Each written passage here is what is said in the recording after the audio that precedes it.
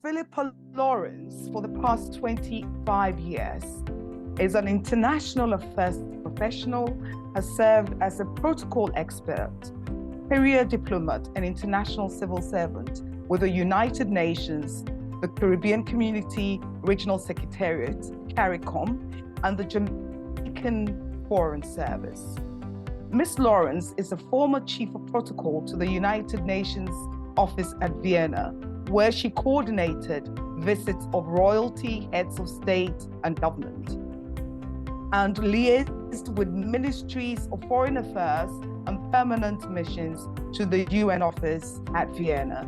She worked previously at the Ministry of Foreign Affairs of Jamaica, where she served as Foreign Secretary at the Embassy of Jamaica, I would say, to the USA. Alternate permanent representative of Jamaica to the Organization of American States, and the Deputy Chief of Mission at the Embassy of Jamaica to Mexico and Central America. Following this, she went to work with the Caribbean Community CARICOM Secretariat in Guyana and served as Deputy Program Manager for Foreign Policy and Community Relations then, and then Research Protocol Officer to the CARICOM Secretary General. She currently provides online and face-to-face training in protocol as a UN protocol expert with the United Nations Institute for Training and Research, UNITAR, as well as an expert in institutional protocol and VIP management at the International School of Protocol and Diplomacy, and is on the advisory board of the International Center for Protocol and Diplomacy. Phillipa's topic is leadership in organizational protocol and diplomatic management. Phillipa, you have the stage now. Thank you very much, Em, for that wonderful introduction. If I could be allowed to share a screen. Yes, please. I could bring up my. Yes, you can. Okay, thank you. So for today's session, we are going to be dealing with leadership in operational protocol and diplomatic management. And we're going to look at roles and procedures of protocol practice and the order of precedence. We're going to look at seating arrangements for official visits. We're going to look at VIP management, official visits and ceremonial events, planning overseas visits. And we're going to look at international protocol and diplomacy, the impact of culture on protocol and cultural intelligence setting the stage. So we have the definition of protocol. And the protocol is a system whereby we are following what is in practice in ceremonial occasions. And that is what we're going to look at today. The system of practice in ceremonial occasions that have been observed over the years. And rules of protocol have long pre-existed states the need to negotiate issues and to find peaceful solutions to frictions arising out of territorial disputes or interactions between communities with different cultures and traditions is as old as humanity. It started with the exchange of gifts between parties, the recognition of titles associated with social and political positions, the use of emblems distinguishing a group from another, and the hosting of social events have always been a part of human relations and used as tools during negotiations. Envoys representing the interests of a group in negotiations with another group and the immunity provided to these envoys have always been indispensable for communications between groups and parties. So traces of protocol can be found throughout ancient history. Egypt had the basics of a diplomatic system back in the 14th century BC when dealing with neighboring states. So did the African states, as well as the 8th century BC, China had organized a system of missions to manage the immensity of its territory. Messengers were widely used in ancient Greece and Greek mythology, depicting a system of gods led by Hermes to ensure their security. Messengers and envoys were protected through an unwritten but recognized system of immunities from both aggression and arrest. These were the first true diplomats of the Western world. So during times of war, they provided an ongoing means of communication between the battling parties. So the prosperity of the city-states and the distance between them led to the development of a system of representation and reciprocity through the use of proxenos. So from that time, it was identified that each city-state needed to have representatives, as the chiefs and the kings of each of these city-states could not travel all the time, but had to send envoys who would be taking on these responsibilities. And so they appointed what was the proxenos. And a proxenos is the equivalent of an ambassador or honorary consul. A representative looking after the interests of another city-state citizens.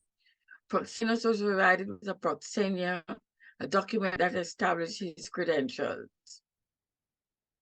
And there we have what a proxenia would look like.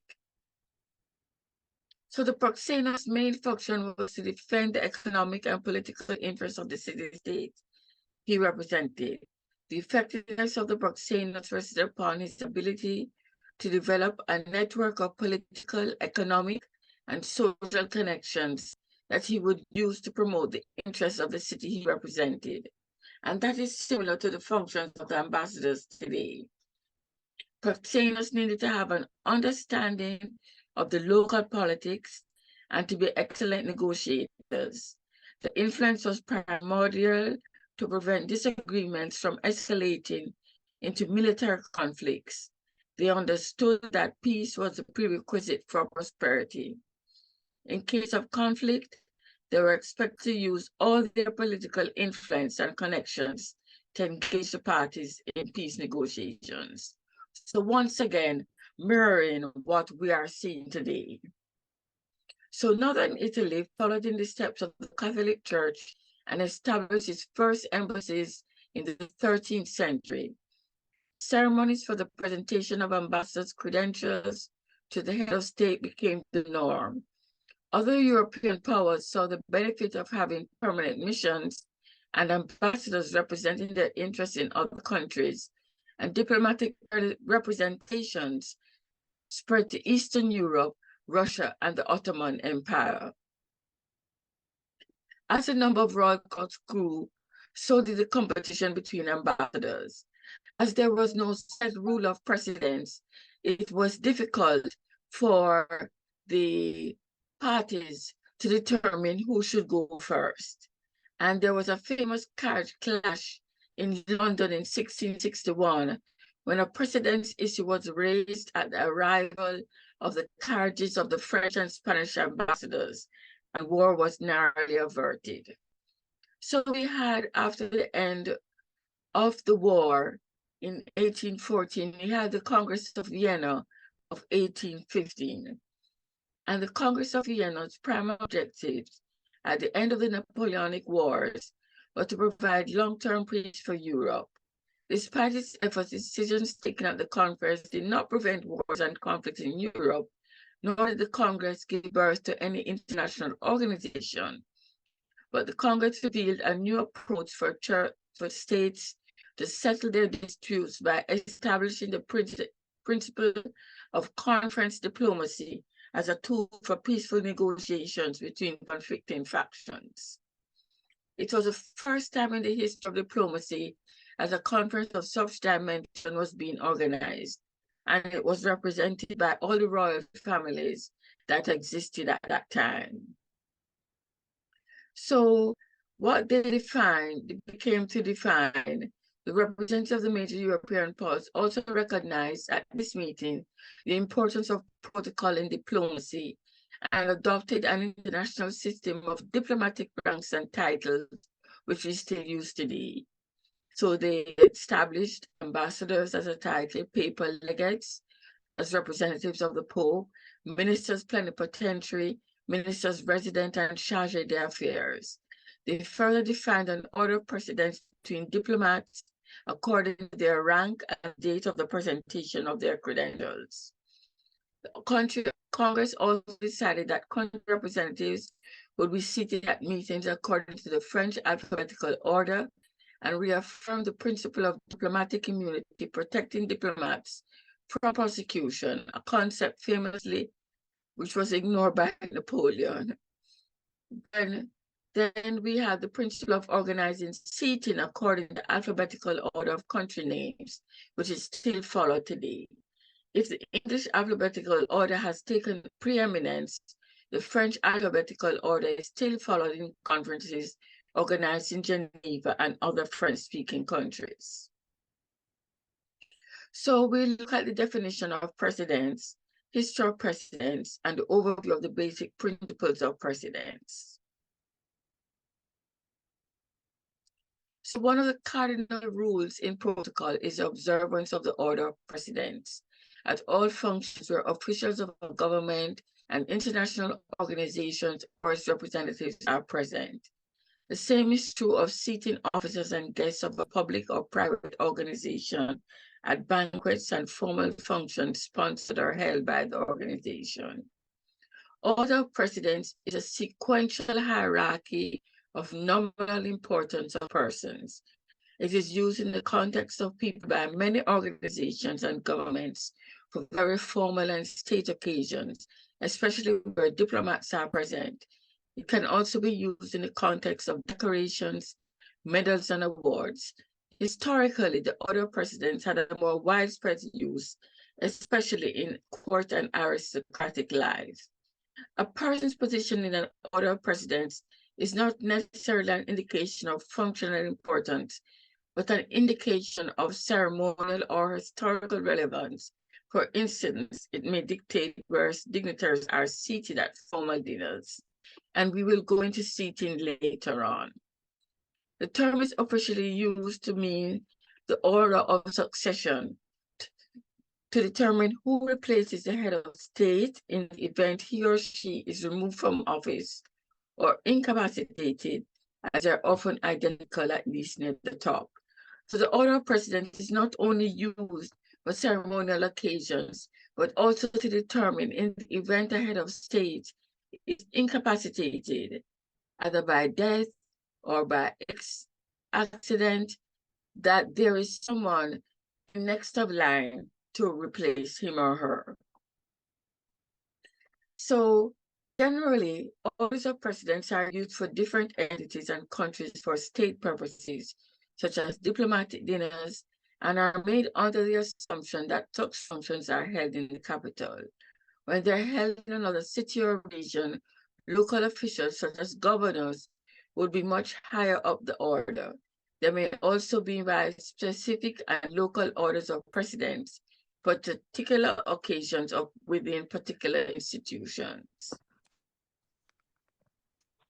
Precedence on ceremonial and social occasions became a huge issue since the dignity of the sovereign being represented was at stake, and there was little agreement between the issues of precedence between ambassadors. So the type of precedence that we have precedence between heads of diplomatic missions, and in the heads of diplomatic missions, we have the ambassador, we have the high commissioner, and the high commissioner is equivalent to an ambassador who serves in a Commonwealth country. And then we have the permanent representative, who is representative of an ambassador who is an ambassador representing to the UN organizations. And then we have resident representatives who are resident representatives to also international organizations such as the International Atomic Energy Agency or to the Vatican. And then we have envoy extraordinary and minister plenipotentiary. And plenipotentiary simply means that the minister, and this is not a government minister, but diplomatic minister, can sign on behalf of the government.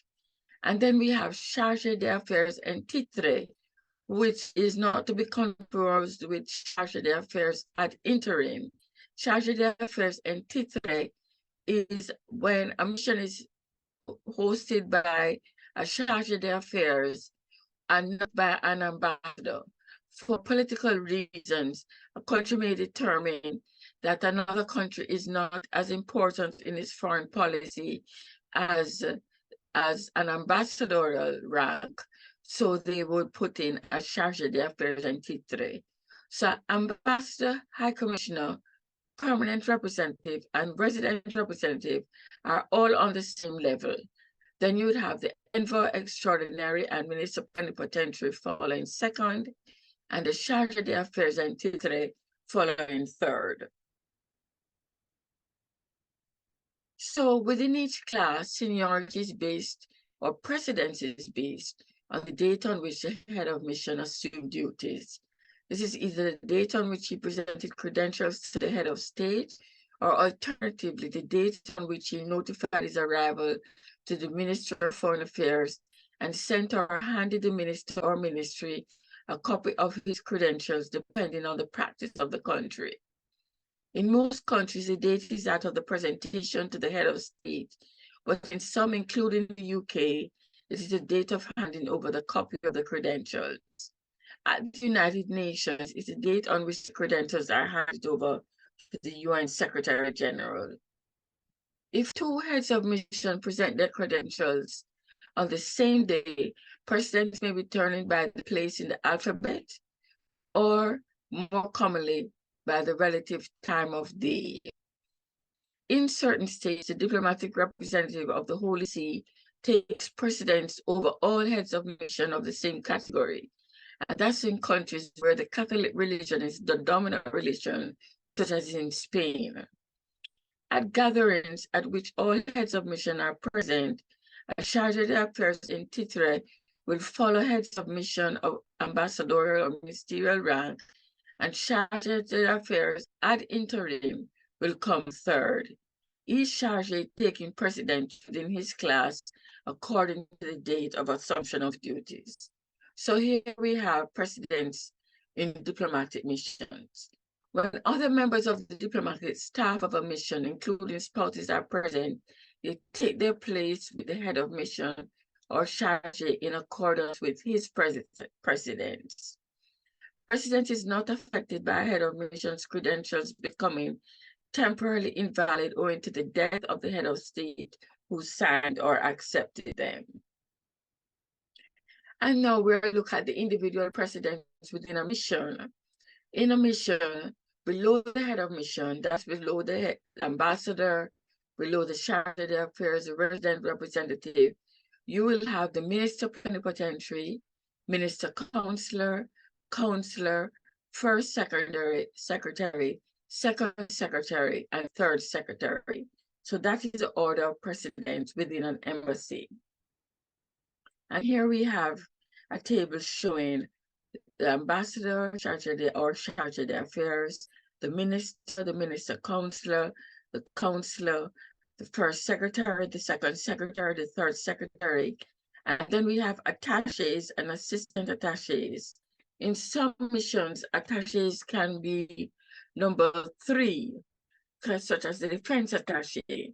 And it all depends on what the government determines what the attache is. And in some missions, the attache can be an administrative attache who will fall at the lower ranks of the mission. So here we have it all: apostolic nuncio, ambassador, envoy extraordinary, charge d'affaires en titre, charge d'affaires ad interim, minister plenipotentiary, minister counselor, first secretary, second secretary, third secretary.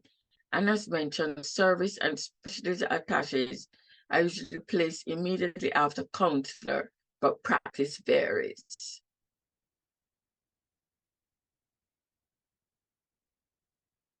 Now we have national order of precedence, and each country has a national order of precedence, and precedence is very important. And here I'm from Jamaica, so I'm sharing the national order of precedence of Jamaica. Now, because Jamaica is a Commonwealth country and a realm of the United Kingdom, it is His Majesty King Charles III is the head of state.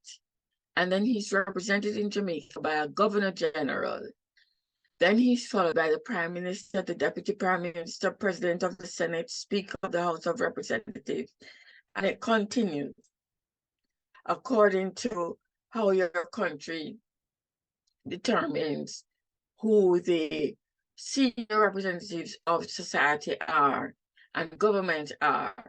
And each country's national order of precedence is different. And so you should get to know your national order of precedence. And whenever dealing with other countries, you should get to know what their orders of precedence are. So now we are going to translate order of precedence into seating arrangements. And seating arrangements are before invitations are dispatched for a lunch or dinner. The seating plan is worked out. The guests are selected, and it is essential first to ensure as far as possible that none are likely to clash. Secondly, that none are likely to object to the precedence that has been accorded to them. If diplomats only are present, that latter problem will not arise. In this letter, if non-diplomats of the host country are present, the problem could easily arise. Now, we have today dignitaries such as dignitaries, but we also have celebrities and very prominent people such as Elon Musk and Joe Bezos and the head of Virgin Company, Richard Branson. We have them and movie stars interacting at this stage. So the concern is, where do we put them and how do we place them in the order of precedence? So in cases of doubt, it is a common practice to seek the advice of the protocol department, and it is at official lunches and dinners where spouses are not present, guests are seated in accordance with their place at the table of precedence, whether male or female. On such occasions, the place of honor is at the right of the host. When the host wishes to pay special attention to a guest of particular high rank, such a guest may be seated opposite the host, that is the place of co-host. The first place of honor, however, remains to the right of the host. When spouses are present, men and women should be interspersed as much as possible. Where the wife of the host is present, the place of honor is at her right. On such occasions, spouses of guests should be invited. So other points to consider in the seating plans are the husband of a female official is seated according to his wife's rank, unless he himself holds a higher rank. The husband of a head of mission, unlike a wife who is placed according to her husband's rank, is placed immediately after the second ranking officer of the mission. Husband and wife should never be seated next to each other, and unmarried couples may or not be seated next to each other. Guests who share interests should as far as possible be seated together, such as political interests and language. The most important guests should be seated facing the entrance, and the least important nearest the entrance. So here we have some scenarios where the host and hostess, and then we have equal amount of men and women. And here we have a head table. And here we have co-host and host, and the numbers indicate the rankings. And then we have host only, and then the numbers indicate the rankings. So they always go right, left, right, left, right, left.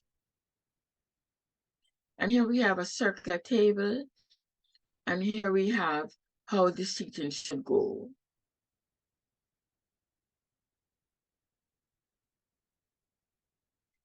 Philippa, So, we should be rounding up now. So okay yeah, then. okay. I will just finish this section and then I will Okay. close.